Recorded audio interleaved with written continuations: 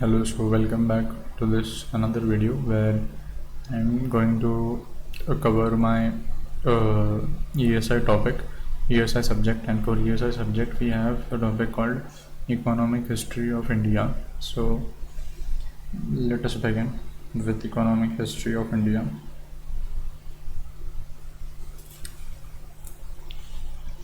Indian economy on the eve of independence. On the eve of independence, Indian economy was very backward. Agriculture was the major economic activity which engaged over 70% of the labor force and contributed about 60% of the share to its national income. Engaged over the 70% of the labor force and contributed to about 60% of the national income. The non-agricultural sector was small. Trade, defense, administration were the main non-agricultural activities that engaged people. Large-scale industries were only few in number, and mostly light industries were mainly engaged in processing agricultural produce. Household and small industries dominated the industrial economy, which was predominantly built around agriculture, which itself was largely based on primitive methods of production that yielded low output and thus contributed to widespread poverty and backwardness. Key features of the economy at independence.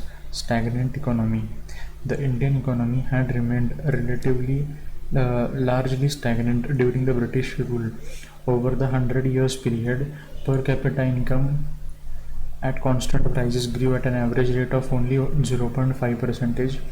The main factors behind the economic stagnations were colonial exploitation, feudalistic structure, outmoded production techniques, indifferent government policies, and oppressive regime of the alien rulers.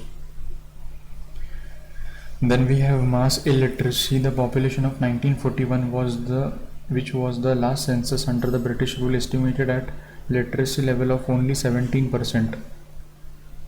Just see the level of literacy during that time, 17%. This means that every 83% population was very illiterate. It was 27% for males, 8.9% for females.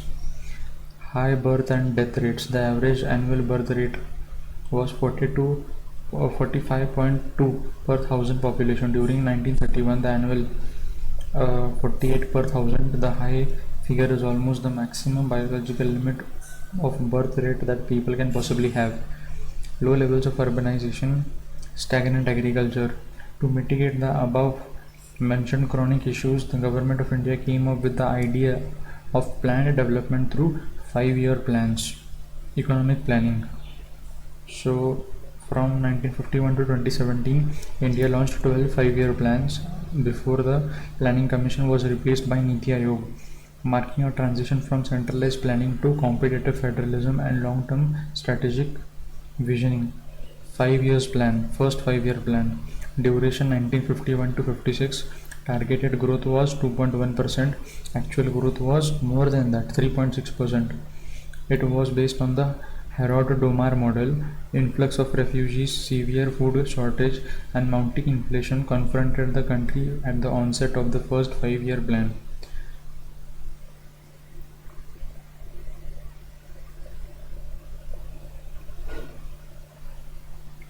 The plan focused on agriculture, price stability, power and transport. It was a successful plan primarily because of good harvests in the last 2 years of the plan. Second 5-year plan, duration 1956 to 61.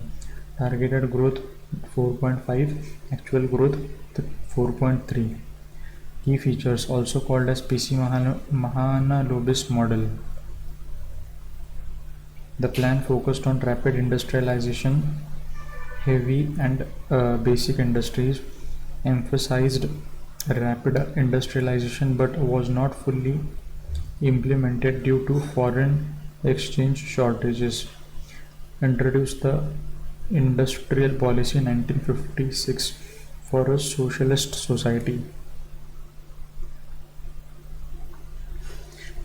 Third 5-year plan 1961 to 66. Targeted growth was 5.6, actual growth is 2.8.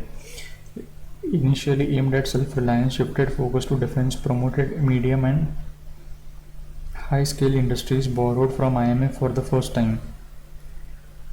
Effects affected by events like 1962 Chinese aggression, Indo-Pak War and severe droughts. It was a big failure. Rolling plan. This period was called as Plan Holiday because the government rolled out 3 annual plans. Prevailing crisis in agriculture and serious food shortages necessitated the emphasis on agriculture during annual plans. It involved widespread distribution of high-yielding varieties of seed, extensive use of fertilizers, exploitation of irrigation potential, and soil conservation.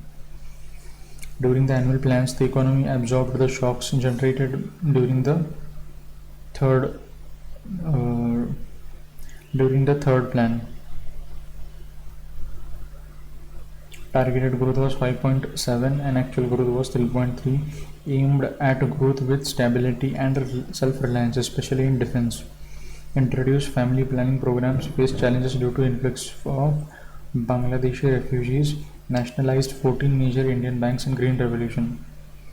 Fifth five-year plan 4.4 and growth was 4.8, focused on poverty removal and self-reliance. Introduced Electricity Supply Act, the first plan with poverty removal Garibi Hatao as a prime objective. After promulgation of emergency in 1975, the emphasis shifted to the implementation of Prime Minister 20-point program.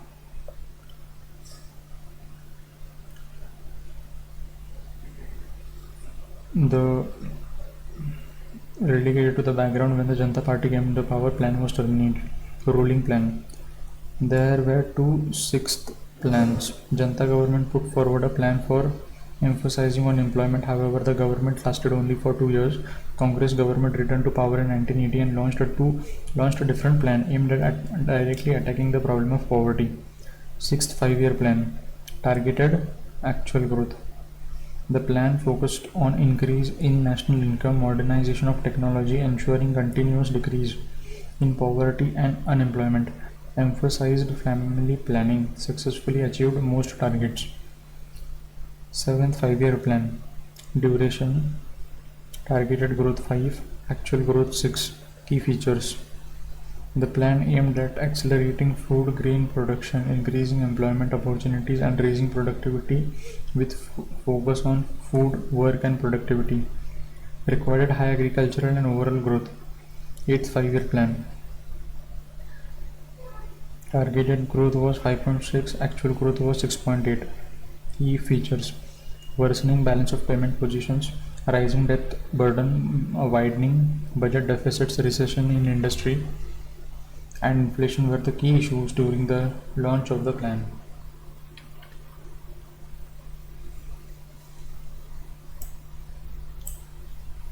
Okay. The plan undertook the drastic policy measures to combat bad economic situation and to undertake an an annual average of 5.6. Ninth five-year plan 6.5, 5.4. The plan prepared the United Front government with growth, focused on growth with social justice and equality. India as well as foreign FDI state investors to increase in facilitator. 10th five-year plan 8 7.6. Targeted GDP growth, access to basic services, poverty reduction, gender gap reduction and more. Focused on various key indicators of development. Governance was considered as a factor of development. Agriculture was declared as a prime moving force of the economy. State-wise breakup of targets. Okay, 11th five-year plan. Duration 2007-2012. Targeted growth was from 9%, actual growth was 8%. 11th plan was aimed towards faster and more inclusive growth. India had emerged as one of the fastest growing economy by the end of the 10th plan. The savings and investment rates had increased. Industrial sector had responded well to face competition in the global economy.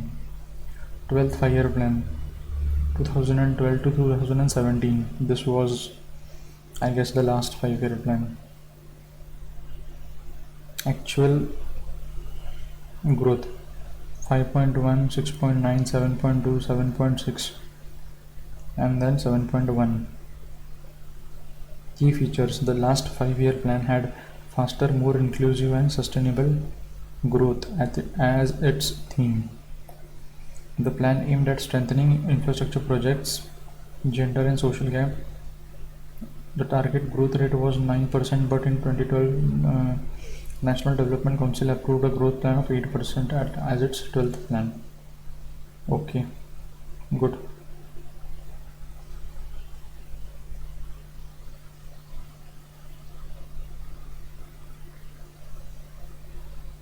Why is there no 13th five-year plan, and why was Niti Aayog brought into place of planning commission, and how will we get to know the estimates? Like before there were targets of achieving a annual growth rate of 7%, and then we used to get output also, but from 2017 onwards there is no such thing. So how can we measure the progress?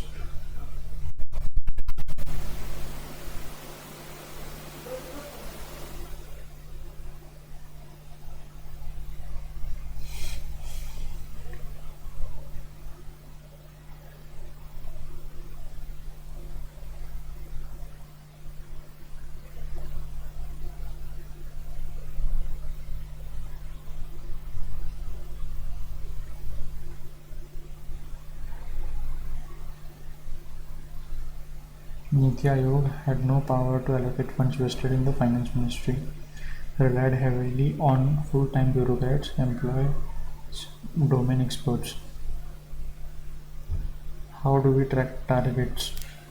15-year vision document, Viksit Bharat at 2047, aligning with global parameters like UN SDGs. 7-year strategy document, 3-year action plan, shift from outputs to competitive shift from outputs to competitive outcomes. SDG India Index, State Health Index, Aspirational District Program. Where does macroeconomic? So basically, what we have done is we have deleted everything. Na? Agriculture sector. Initial challenges on the eve of independence, the agriculture sector was going through major challenges.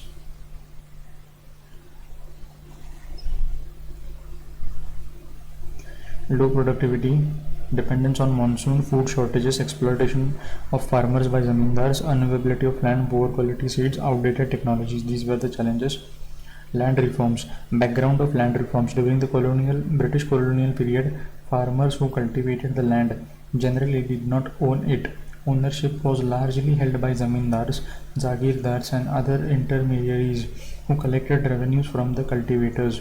At the time of independence, India's agrarian system faced several serious challenges: concentration of land ownership on the hands of few landlords, presence of multiple intermediaries who had little interest in improving agricultural productivity, increased leasing of land was widespread, tenancy arrangements were exploitative, and tenants were often subjected to high rents and insecurity.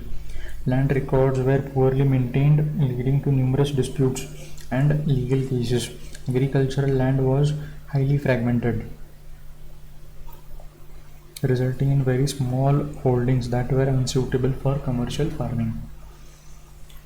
Okay, let me just do this and okay. Fragmentation also caused inefficient use of soil. Land reforms after independence. To address these structures, the government appointed a committee headed by J.C. Kumarappa to examine agrarian problems and suggest reforms. Kumarappa Committee recommended comprehensive land reform measures. Land reform program in independent India consisted of 4 major components: abolition of intermediaries, tenancy reforms, ceilings on land holdings, consolidation of land holdings. These reforms were implemented gradually and in phases, mainly because building political consensus and administrative capacity for such structural changes required time. Abolition of intermediaries. The abolition of zamindari system was the first major land reform system measure undertaken after independence. The Government of India enacted Zamindari Abolition and Land Reform Act 1950. This reform eliminated the intermediary class between cultivators and the state. Tenants reforms. After the abolition of intermediaries, the next major challenge was regulating tenancy arrangements. During the colonial period, tenants often paid excessive rents ranging from 35% to 75% of the total produce. Tenancy reforms aimed to regulate rent, provide security of tenure, grant ownership rights to tenants. In the early 1950s, legislation was introduced to regulate land. In most states, fair rent was fixed at 20 to 25% of the gross produce.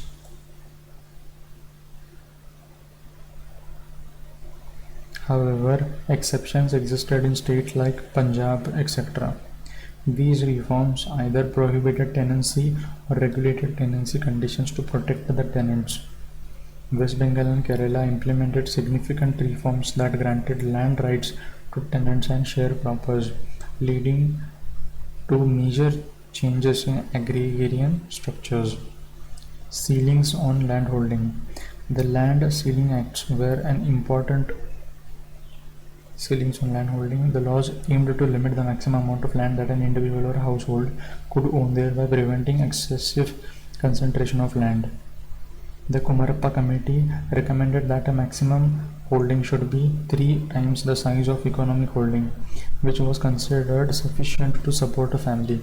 By 1961-62, most states had enacted land ceiling legislations, although ceiling limits varied across states. To bring greater uniformity, the government introduced a new national land ceiling policy in 1971. In 72, national guidelines prescribed ceiling limits depending on land productivity: 10 to 18 acres for highly productive land, 18 to 27 okay.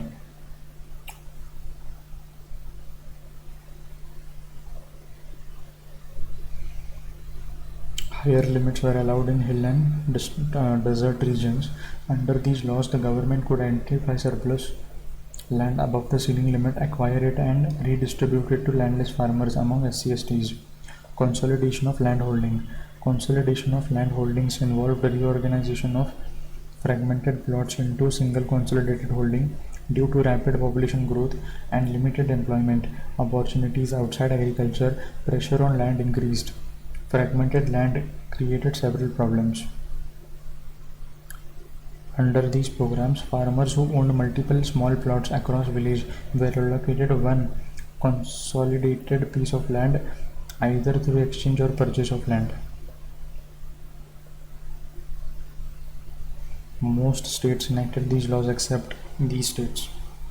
In Punjab and Haryana, consolidation was compulsory, whereas in most states it was voluntary, implemented when a majority of landowners agreed. Then we have Green Revolution. Okay. Green Revolution refers to the use of modern scientific and technological practices to rapidly increase agricultural production, especially wheat and rice. Let me just do this. Some of the popular techniques developed under this program were the use of high-yielding variety seeds, tractors, irrigational facilities, pesticides, and fertilizers. Need of Green Revolution: frequent famines, stagnant agricultural productivity, low irrigation coverage, primitive technology, and poor extension services, rapid population growth, heavy reliance on food imports under PL 480. Key components of Green Revolution: high-yielding seeds, chemical fertilizers, irrigation expansion, tube wells, canals, pesticides and insecticides, mechanization.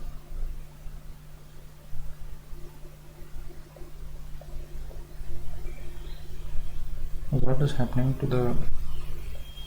it is lagging.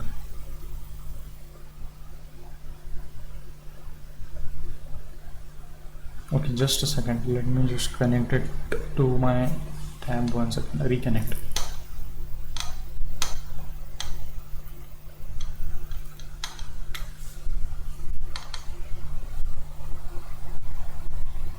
I hope now it should be fine.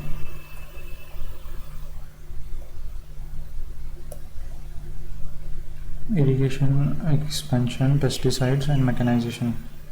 Institutional support, MSP, introduced in 1966, public procurement and buffering stock, easy agricultural credit and nationalized banks.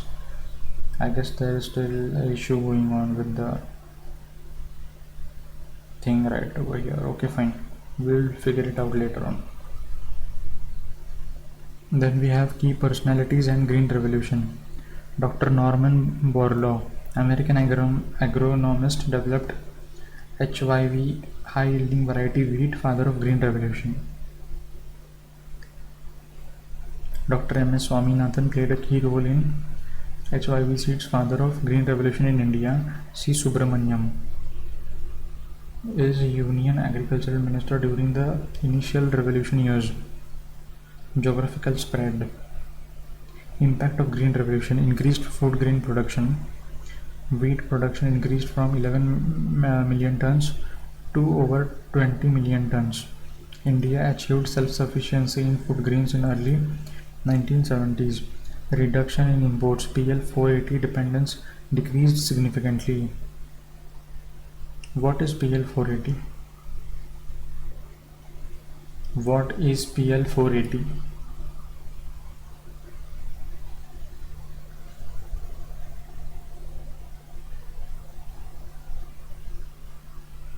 Public Law 480 is a historic piece of United States legislation, officially known as Food for Peace Program. Is going to export its massive domestic surplus of agricultural commodities to developing nations struggling with food shortages. For India, plays a legendary and highly crucial role post-economic history. The context: India's ship-to-mouth existence. India faced severe agrarian crisis. The country's food production was stagnant. Population growth was rapid. To prevent widespread famine, India signed a major agreement with the USA under Title I Payment Clause. US shipped millions of tons of wheat to India, and India was allowed to pay for this in its own currency rather than scarce US dollars. At its peak, India was importing millions of tons annually. While PL-80 saved millions of Indian lives, it came with intense political strings attached, acting as a tool during Cold War. Okay. Strengthening the agricultural support institutions. Commission for Agricultural Cost and Prices.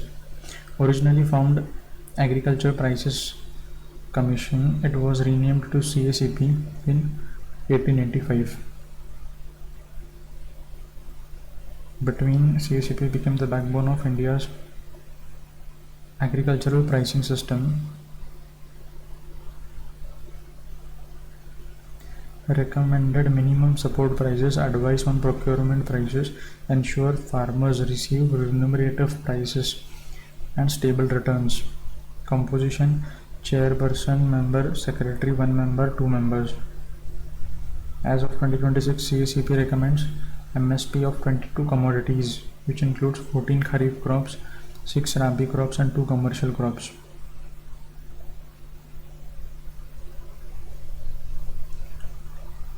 Food Corporation of India was established in 1965 under the Food Corporations Act 1964.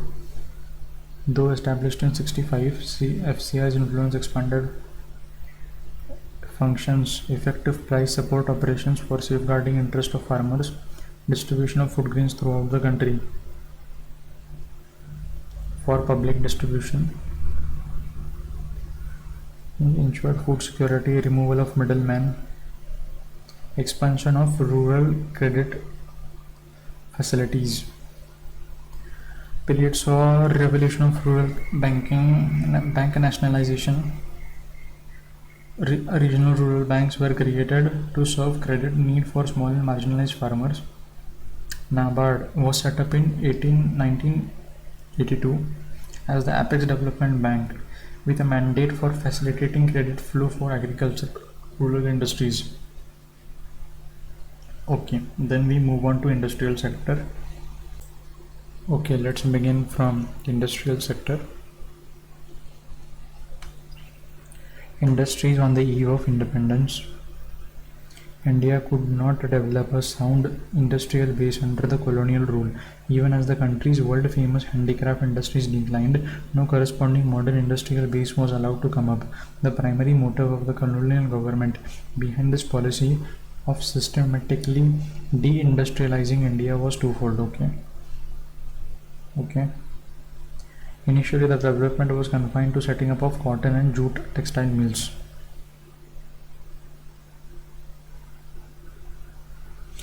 The cotton and jute textile mills mainly dominated in Maharashtra, etc. Subsequently, iron and steel industries began coming up in the mid of 20th century.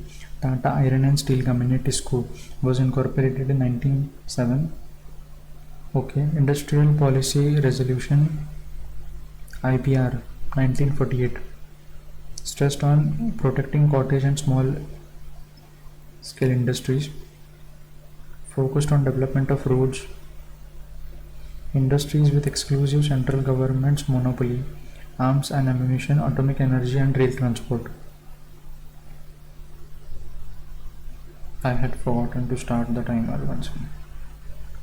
Arms and ammunition, atomic energy and rail transport. Mixed sector. 6 industries, coal, iron and steel, etc. Okay. Controlled private sector. Industries under private control. Industrial Policy Resolution of 1956 PC Mahalanobis model, emphasis on heavy industries.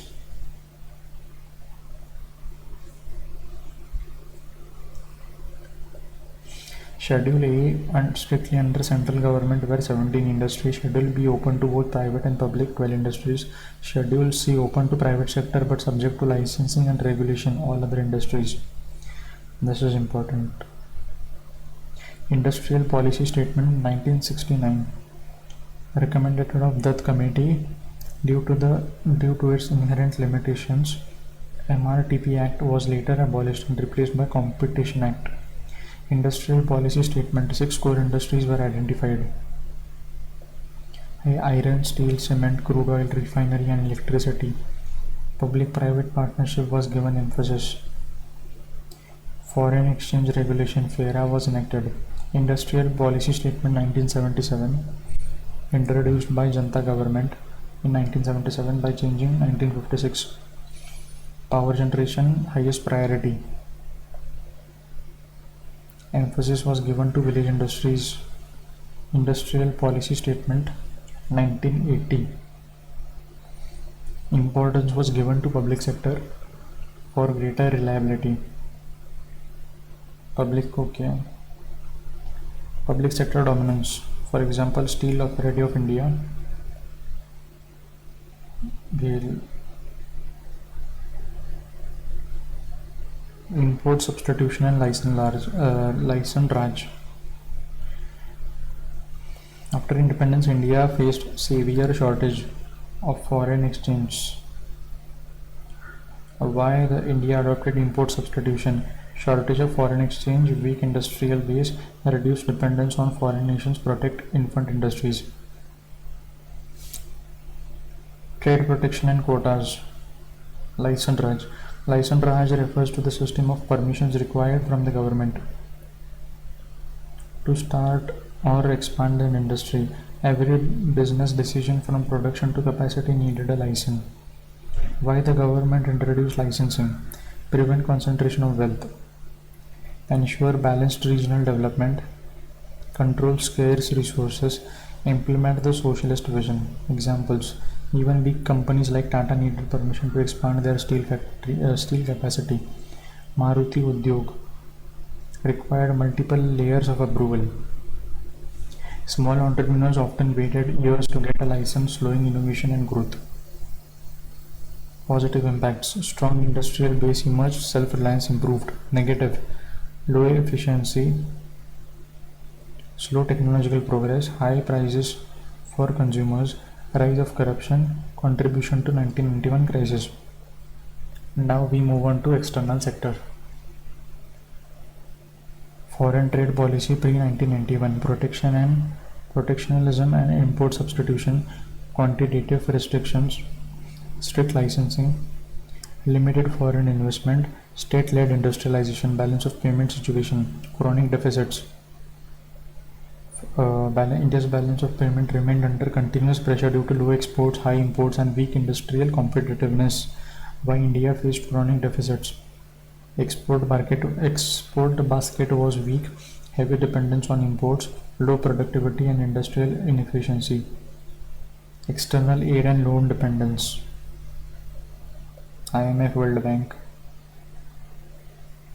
India received significant aid under PLAT program from the US. Import of wheat and food grains. The World Bank and IMF provided loan.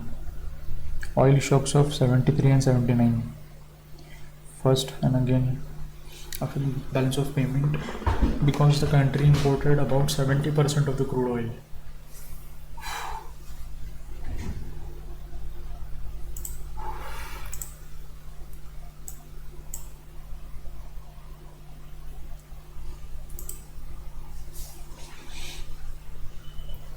Imported oil became extremely expensive.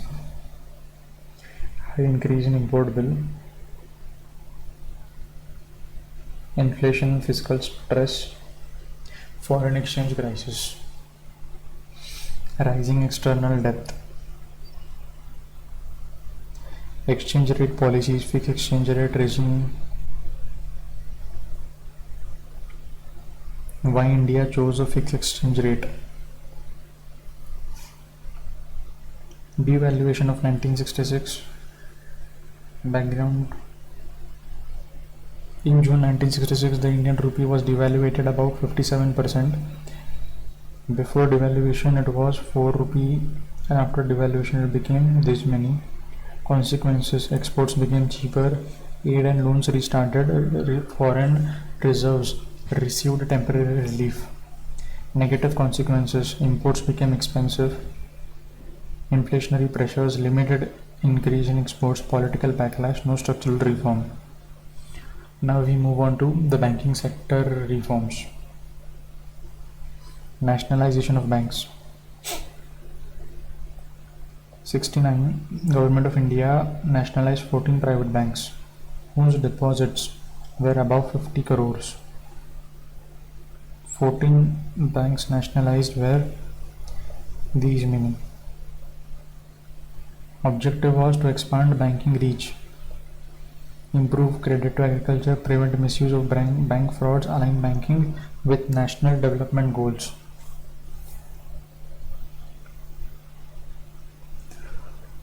Impact of nationalization: increasing funds and thereby increasing economic condition, increased efficiency. Priority sector lending, evolution of priority sector lending. Gadgil Committee proposed area approach leading to the lead bank scheme for regional credit planning. Nariman Committee supported Gadgil Committee's recommendation. PSL, RBL, Krishna, Usha Thorat Committee. Okay. Categories of PSL: priority agriculture, MSME, education, social infrastructure, export credit, housing, renewable, and other. Rural banking. In the 1960s, rural population lacked access to formal credit and depended on money lenders, leading to exploitation and high interest rates. Banks were concentrated in cities, leaving rural India financially excluded. Regional rural banks were set up under RRB Act 1976 on the recommendation of Narasimhan Committee to provide credit and banking facilities in rural areas, especially small and marginalized farmers. Joint ownership by 50%, 15% by state government and sponsor bank 35%. Functions of RRB: provide credit growth, financial rural artisans, support rural infrastructure, offer deposit and remittance services, and government schemes. So that was it for this topic of economic history of ESI, and stay tuned for more such topics.